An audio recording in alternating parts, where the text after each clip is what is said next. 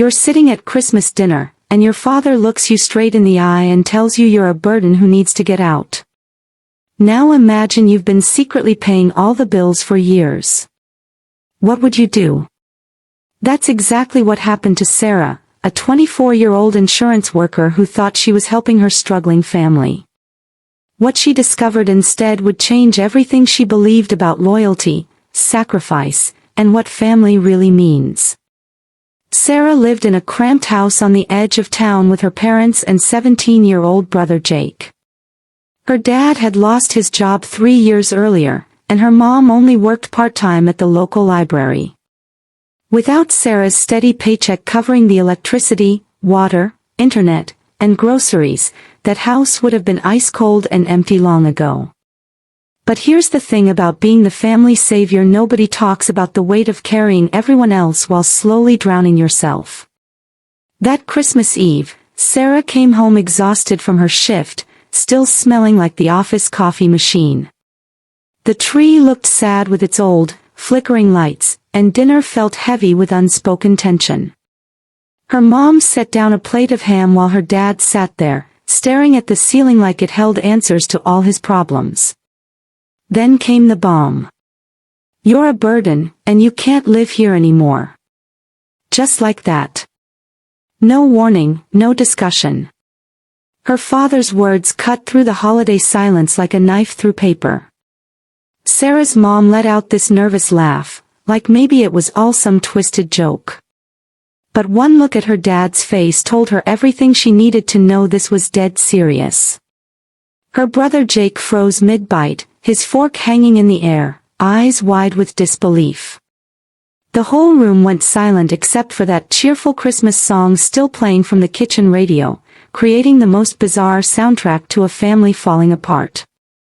Sarah didn't scream or cry or beg. She simply asked, "What did you just say?" But her father doubled down, claiming it was his house and his rules. The man who hadn't contributed a single dollar to keeping that house running was kicking out the person who'd been silently holding it all together. Here's what really gets me about this story: Sarah could have afforded her own place the whole time. She stayed because she thought they needed her. She stayed out of love, out of duty, out of some misguided belief that family means sacrificing yourself for people who don't even appreciate it. But sometimes the people you're trying to save don't want to be saved. They just want someone to blame when things go wrong. That night, Sarah packed her belongings while her parents continued their Christmas dinner downstairs like nothing had happened. Can you imagine that? Your daughter is upstairs packing to leave forever, and you're just sitting there eating ham and watching TV. Jake knocked on her door, his voice barely a whisper. This kid understood what his parents didn't: if Sarah left, everything would fall apart. The electricity, the internet, the heat, the food, all of it depended on her paycheck. But Sarah was done being a walking ATM for people who treated her like garbage. "I deserve to breathe too," she told Jake. "I deserve a real life." Jake wanted to come with her, but he was still a minor, still in school. So Sarah promised him what she'd promised herself: once he turned 18, she'd help him escape too. Before leaving, Sarah did something quietly brilliant. She logged into every utility account, every bill, every subscription, and removed her payment information. No drama, no threats, just action. If they wanted her gone, they could handle their own responsibilities. She crashed at her friend Marissa's place, and for the first time in years, Sarah felt something she'd almost forgotten: peace. No more bills to worry about, no more walking on eggshells, no more being treated like the hired help in her own family. But peace didn't last long. Within days, the power got shut off. The internet died. The house went dark and cold.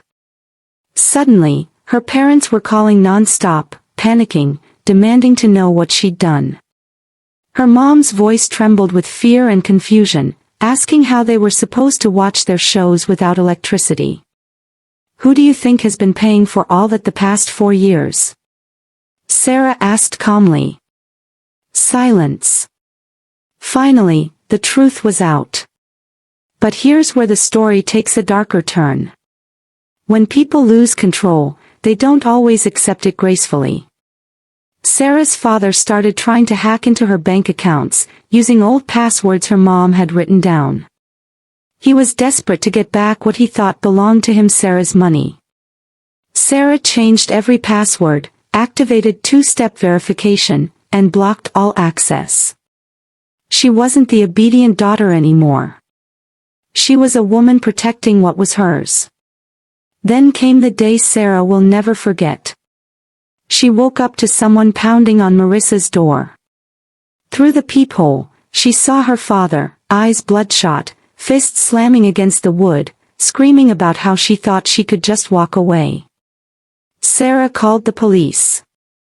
When they arrived, her father lunged toward her, shouting about his rights as her father, how she owed him everything. But Sarah stood her ground. "I owe you nothing," she said, looking him straight in the eye. "You chose to push me out of this family, and now you have to live with that choice." They arrested him. As they led him away in handcuffs, he hissed threats about how she'd regret betraying her family. But Sarah felt no regret, only relief. 3 days later, he made bail. The threats started coming through anonymous texts: "You can run, but you can't hide. Family is forever." Sarah had to keep moving, keep protecting herself. She got a restraining order, changed her phone number, and moved in with another friend. She built a new life from scratch: new bank accounts, new apartment, new everything. Meanwhile, her parents' world completely collapsed without her financial support. Her father couldn't keep a job, constantly fighting with bosses and quitting. Her mother took a part-time grocery store job, but it wasn't nearly enough. Within a year, they were evicted for unpaid rent. The last Sarah heard, they were living in a rundown apartment in the worst part of town, still blaming everyone but themselves for their situation. But this story has a beautiful ending. When Jake turned 18, he called Sarah with just 3 words: "I'm ready." She picked him up the next morning. He left with just a backpack, no fanfare, no goodbyes from parents who had already given up on both their children. Jake enrolled in community college, and for the first time in his life, his voice sounded free. Today, both siblings are thriving. They talk regularly, sharing good grades, funny stories, and the simple joy of living without fear. They didn't need a traditional family, they just needed each other. Sarah's parents sent one last letter through a distant relative, filled with blame and desperate pleas. Sarah never responded. There was nothing left to say. Sometimes love means knowing when to let go. Sometimes protecting yourself means disappointing people who never protected you. And sometimes the family you choose is stronger than the family you're born into. Sarah and Jake's story isn't just about escaping toxic relatives. It's proof that you have the power to rewrite your own life story, even if it means starting over with nothing but hope and a suitcase. What do you think? Were Sarah and Jake too harsh, or did they do exactly what they needed to survive? Drop your thoughts in the comments, and if this story moved you, hit that like button and subscribe for more real-life stories that remind us we're all stronger than we think.